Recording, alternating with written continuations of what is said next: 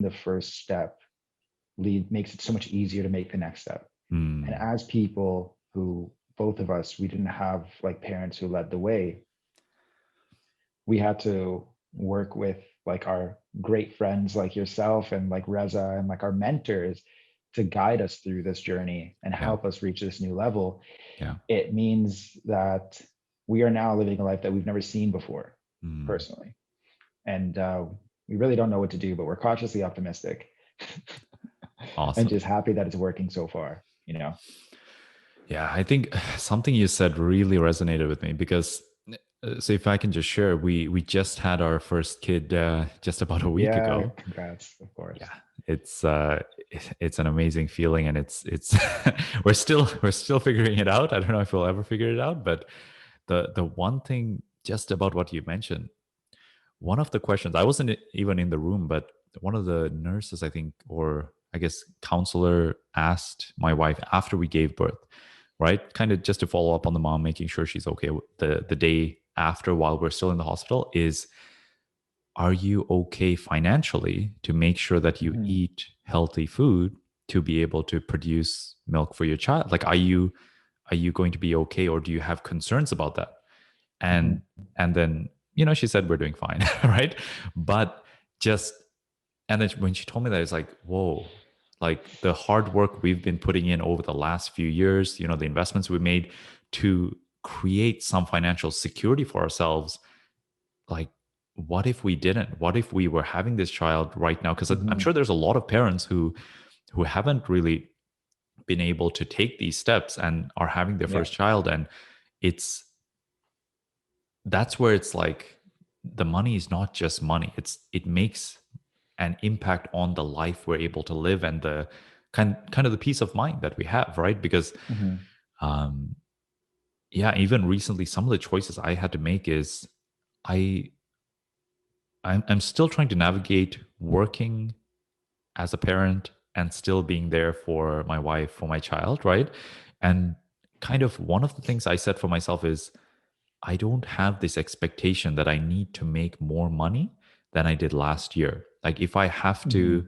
work a little bit less, if I have to rely on my team a little bit more and take a bit of a step back myself, I'm not going to look at it as taking a step backwards, even though, like, in my mind, it's still like I'm always like, how do I take it to the next level? Like, Yeah. in a funny way, my mind is almost geared that way. But there's a piece of me that's getting comfortable with this fact that, hey, wait a second, we've done the right things. Now is a Hmm. time that maybe we take a step back to utilize what we've built to serve our Absolutely. life a little bit, right?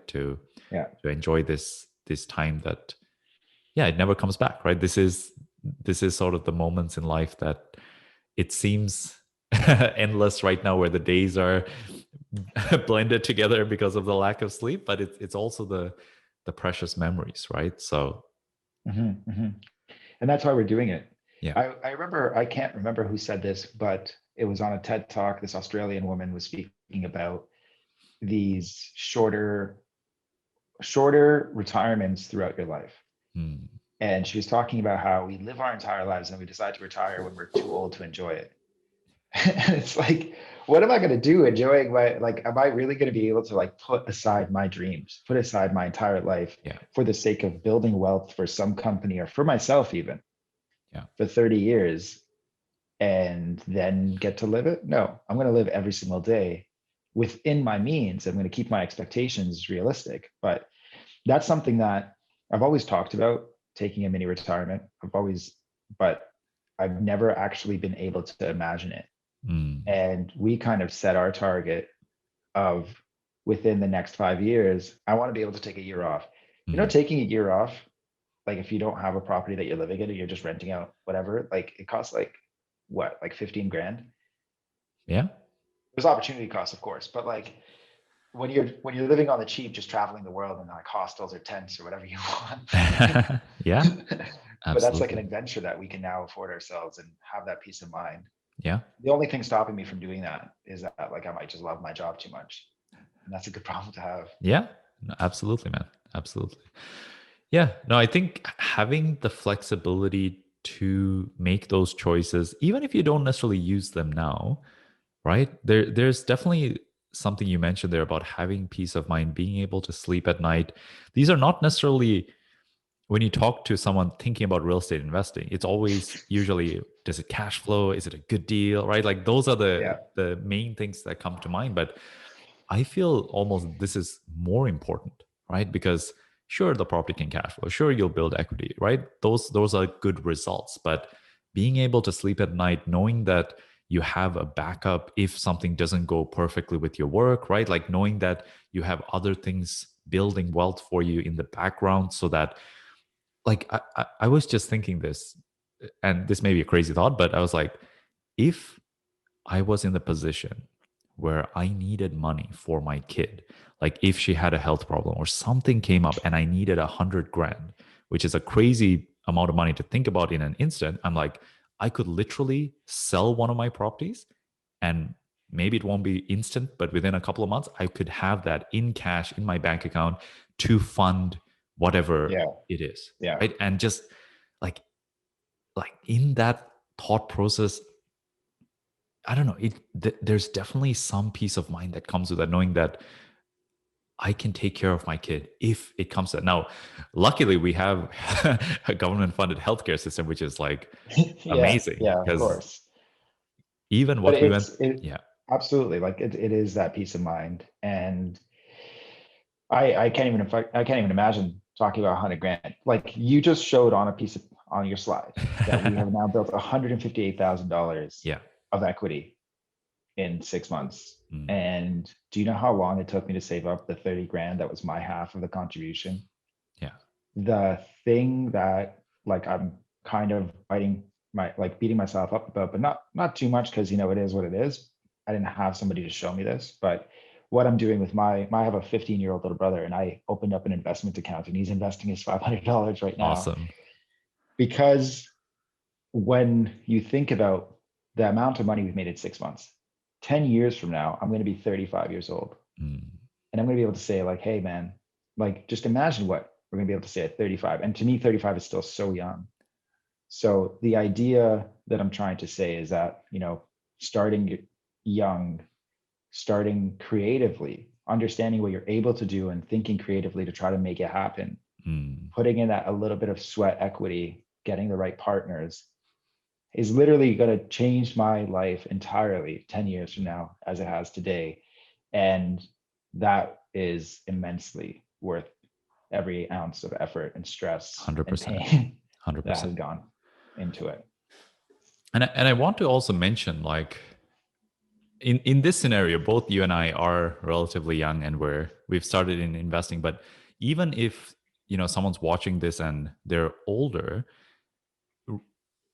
your age doesn't necessarily mean anything when it comes to investing. It's about how much Mhm. time you can have these investments working for you, right? Yeah. So even my parents, so our family came to Canada in 2008, right? They literally had, like, I think 10 grand to their name. They spent 5 grand on a 1999 Toyota Camry, and Oh then man, that probably lasted them 20 years. well, it lasted them long enough, and then I eventually bought it off of my dad for like a grand, and then I I ran love into it. the ground. He's like, sweet, I'm making money off of this. Yeah, man. And then like the other 5 grand lasted the first couple of months of rent, right? Because as soon as we came here, Yeah. tough to find a job, and they had to like scrape together the savings for their first. Well, they were just naturally savers, right? So they Yeah. first was just survive, and then okay, start to get a little bit better job, a little bit more stability, and then just save their money. But Yeah.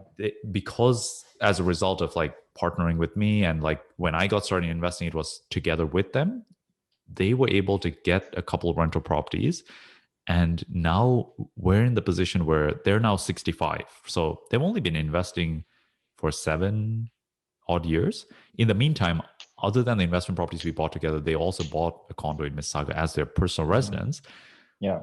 They're now looking at, potentially, we're selling this fourplex that we own together as a family. Their portion of the profits is potentially going to be able to pay off their mortgage.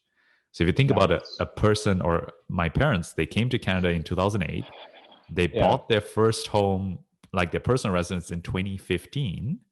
Yeah. And by 2021, they're potentially going to be able to pay it off by the profits they've created through their rentals. And it's huge for retiring because they're only going to retire on like CPP, EI, not Hmm. EI, the old age security and the Uh-huh. GIS, Uh-huh. right? So the Yeah. government supplement, but they have no mortgage. They have a 4-bedroom condo, and it's them, my Amazing. sister, and they're going to rent 2 rooms to like university students because it's near UTM. Amazing. So their home has no mortgage, and it's going to make a profit every month, and they're going Yeah. to get the government supplement. So it's gonna that's going to be their retirement. That's And amazing. like it like we're starting young, so by the time we're 65, it's game over, right? But even for someone like starting later, there's Yeah. still something you can do. It's not like Absolutely. hopeless, right? It's not, you still Yeah. have some options, but you need to be creative. You need to look a little bit harder than what everyone else is doing, because Yeah. if you just follow the majority, like in the same time that my parents were investing with us, they also had some money saved in like mutual funds, and that money literally did next to nothing over the 7 years that Yeah. they had it in there, right? So Yeah. like if that I was can't their, agree with you more. yeah, My mom is 55 years old, and I keep telling, she's like, "Oh, I need the money. I'm going to retire soon." I'm like, "No, you do need the money. You're going to retire soon. Therefore, you need to invest it." yeah, That's the point. You don't need it now. You need it 10 years from now. yeah, This can completely change your retirement. You're going to be doing a lot better off. And I think one of the things that you said about, being creative is, or looking outside is that there are a lot of people that I talk to, people my age, people like my mom, who cannot see beyond the idea of investing within the GTA, mm, of like, this is what you're supposed to do when yeah, you buy a house, but we're not there yet because we're not rich.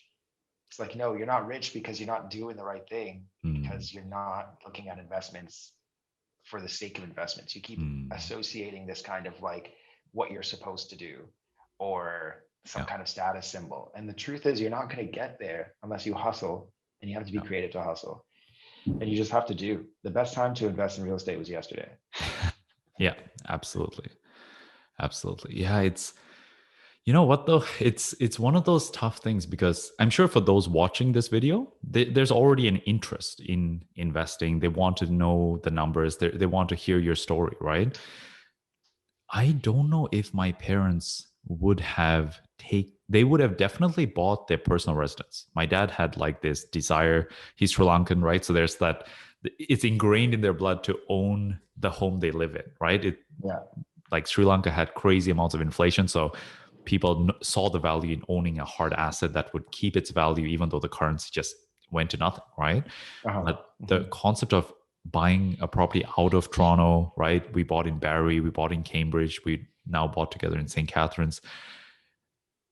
I don't know, left to their own devices, if they would have pulled the trigger on that. So, in a Yeah. funny way, it really worked out by partnering with us. Me and my brother were super eager to do something, and we didn't have the means to do it.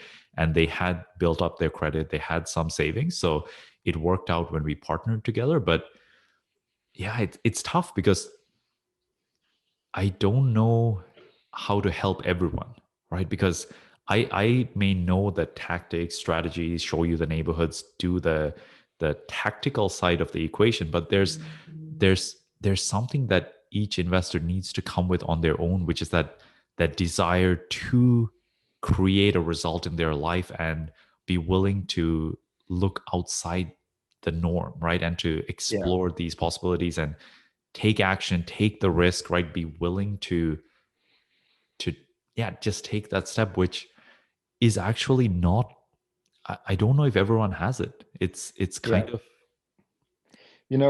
For those people that are listening and like that have this problem, I like, everybody has their own circumstances for sure. yeah, But yeah. for me, what really changed was that I am one of those people, I live by this value that like, I will not complain about the same thing for too long without doing something about it. Mm, that's really good. And I didn't for too long, I'll complain about it for a bit.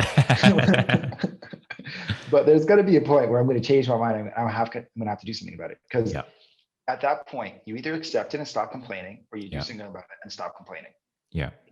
And if I was like, there's no hopelessness with Mm, that mentality. You have to yeah, do something about it, or you just accept it.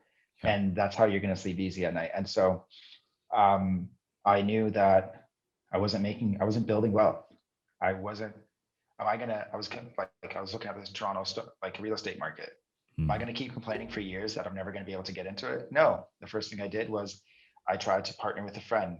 And then we started realizing that the Toronto market is still like it's insane. And also like Mm. partnering with a friend isn't always the best idea when you both like don't have a lot of experience being able to be Sure. joint partners. Sure. And so you just have to keep like I just wasn't gonna give up on that. Mm. And I wanted to make sure that I could stop complaining about money at some point in my life. Yeah. And that's what led me to do this, you know? Yeah. So if you're not going to do anything, at least stop complaining about it. It's honestly, man, that's like life advice. It's yeah, this may sound bad to say on a podcast, but it reminds me of my dad to a certain degree. He's not completely that, but I growing up, I heard him talk so much about quote unquote rich people, right? And Right? Yo, like, what's wrong with rich man? Anyway, sorry, go ahead. yeah, and like in the back of my mind, I'm like, if you're always complaining about rich people or like why they may have something we don't or just whatever it is, it's like why don't you do something about it, right? Why, like, because even them, they got jobs, they got settled, but it's like they kind of got, there was a certain glass ceiling to a certain degree, right? And Mm, I don't necessarily blame them for it because they were at a stage in their life. I don't know if they necessarily wanted to really advance a career or anything. I think they just wanted mm. some stability after coming to Canada, have a home, have a like just I guess a stable life after getting here. They didn't I necessarily mean, want to a reach for stable the life is a stars. luxury for what our Yeah, parents have gone through, right? true. And Yeah, I don't blame them for that either. true. But at the same time, I think that I don't know. I maybe again we're like the second generation, so we have a Mm, whole other set of opportunities. But I would say that I've kind of always accepted the fact that I will continuously change and evolve myself, and that the person that I was like 5 years ago is not going to be the person I am today, nor the person I'm going to be 5 years from now. mm, And that's what's helped me. So what like with that whole thing about like I don't want to complain anymore, I couldn't have done it alone still. mm. What I had to do was like talk to people, talk to those rich people. Yeah, yeah. I think that we definitely share that in common, right? Because if you always look at successful people from the outside as like they have it easy or they had some opportunity given to them or they had almost like a negative point of view that there's something different about them, you can't learn, right? There's nothing you can take from that situation. It's just they are different, they have it better, they are luckier, they were born with the right Mhm. parents, with the right connections, with all of that, Yeah. and you can't. So it's almost like that victim mentality, right? Yeah, exactly. Yeah. There are two books that helped me come over this. One was Outliers. The book is about the scientific and statistical reasons why certain people become outliers, become extremely successful. And he goes into seeing that they really were just like in the right place at the right time and put in a ton of work, right? And when you break it down like that, you no longer start having this feeling that these people are so special that they're out of reach. You start seeing that these people were afforded opportunities and they took them. Mm, And that means that you might not be the outlier that they are, but you are also afforded opportunities in your life that you need to take advantage of. yeah. That you're more fortunate than other people, or you're more better positioned for something than other Yeah. people are. And then the other one is The Subtle Art of Not Giving a Fuck by Mark Manson, which is a book that I love because of the accountability Mm, of it. When he talks about you're always choosing whether you choose to take the one job that pays you a lot more and you give up your personal life, or you choose a job that pays you a little bit less, it's still a choice. So at the end mm, of the day, if you chose this, then make the most of your choice, yeah. right? And if you don't like your choice, then choose differently. Mm, I mean, of course, there are people out like people who can't do that just yet, but you have to make some kind of choice.